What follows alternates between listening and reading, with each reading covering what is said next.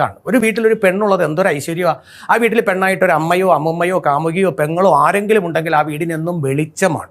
അസതോമ സദ്ഗമയ തമസോമ ജ്യോതിർഗമയ മൃത്യുമ അമൃതംഗമയ, അതിലും വലിയ ഗമയാണ് നിങ്ങൾക്കൊക്കെ എന്ന് പറയിപ്പിക്കാതിരിക്കാൻ വേണ്ടിയിട്ട് നമ്മളെപ്പോഴും സ്ത്രീകളോട് അടുത്ത് നിൽക്കുക, സ്നേഹിക്കുക, ബഹുമാനിക്കുക. ഇത് ഞാൻ പറഞ്ഞു വരുന്നത് പല കുടുംബങ്ങളിലും അമ്മമാര് ആവറേജും അച്ഛന്മാര് ബീവറേജുമാണ്. ഈ ആവറേജും ബീവറേജും കൂട്ടിയിടിക്കുമ്പോഴാണ് ഫുൾ കവറേജ് പത്രത്തിൽ ഉണ്ടാകുന്നത്.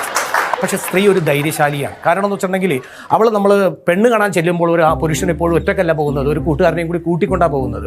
അത് നിശ്ചയം ഉറപ്പിക്കുമ്പോഴും അല്പം ചില കൂട്ടുകാരും പിന്നെ ചില വേണ്ടപ്പെട്ട ബന്ധുക്കളും 2 നാട്ടുകാരെയും കൂടി കൊണ്ടാണ് പോകുന്നത്. ഇനി വിവാഹം കഴിക്കാൻ ചെല്ലുമ്പോൾ നാട്ടുകാരെയും ബന്ധുക്കളെയും കൂട്ടുകാരെയും ലോകമെമ്പാടുമുള്ള VIP-കളെയും വിളിച്ചുകൊണ്ടാണ് പോകുന്നത്. പക്ഷെ അവൾ വരുന്നത് ഒറ്റക്കാണ് അവളുടെ വീട് വിട്ട്. അത് വെച്ച് നോക്കുമ്പോൾ അവൾ എന്തോരം ധൈര്യമുള്ളതാണ്. സ്ത്രീക്ക് ധൈര്യമുണ്ട്. നമ്മളെപ്പോഴും സ്ത്രീയെ ആരാധിക്കുന്നു, ബഹുമാനിക്കുന്നു, സ്നേഹിക്കുന്നു, അവർക്ക് വേണ്ടപ്പെട്ട സ്ഥാനം നമ്മൾ കൊടുക്കുന്നു. ആകെ ഉണ്ടായിരുന്നത് റേഷൻ കാർഡിൽ മാത്രമാണ് ഗൃഹനാഥൻ നിറഞ്ഞും സിംഹത്തെ പോലെ നിന്നിരുന്നത്. അവിടെ